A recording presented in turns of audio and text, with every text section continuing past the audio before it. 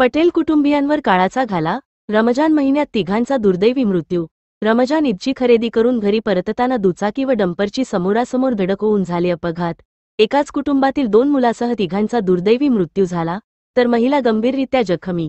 काल बुधवार दिनांक मार्च 26 रोजी दुपारी 4:30 वाजण्याच्या सुमारास आष्टा ते इस्लामपूर मार्गावर हा अपघात घडला असून अपघातानंतर डंपर चालकाने डंपर जागेवर सोडून पलायन केले आहे. घटनास्थळावरून मिळालेल्या माहितीनुसार कुंडलवाडी येथील अशफाक शब्बीर पटेल हे आपल्या पत्नी हसीना व मुले अशरफ आणि असद यांना दुचाकी गाडी क्रमांक MH10BD 2819 वरून मिरज येथे रमजान ईद निमित्त कपडे खरेदी करण्यासाठी गेले होते. ईदची खरेदी झाल्यानंतर आष्टा मार्गे कुंडलवाडीला जात असताना घरी पोहोचण्याआधीच पटेल कुटुंबियांवर काळाने घाला घातला.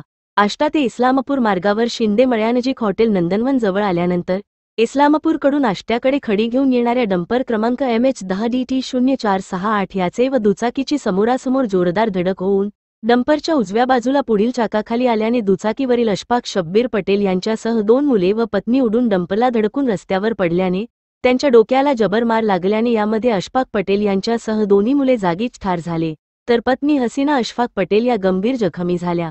अपघातात मृत झालेली मुले अशरफ हा 7वीत तर असद 5वीच्या वर्गात शिकत होता. पटेल कुटुंबियांनी रमजान महिन्याचे रोजे केले होते. अपघाताची माहिती मिळताच आष्टा पोलिसांनी घटनास्थळी धाव घेऊन जखमी महिलेला उपचारासाठी तात्काळ इस्लामपूरच्या रुग्णालयात दाखल केले असून महिलेची प्रकृती चिंताजनक आहे. रमजानच्या पवित्र महिन्यात पटेल कुटुंबियांवर काळाने घाला घातल्याने कुंडलवाडी गावात हळहळ व्यक्त होत आहे.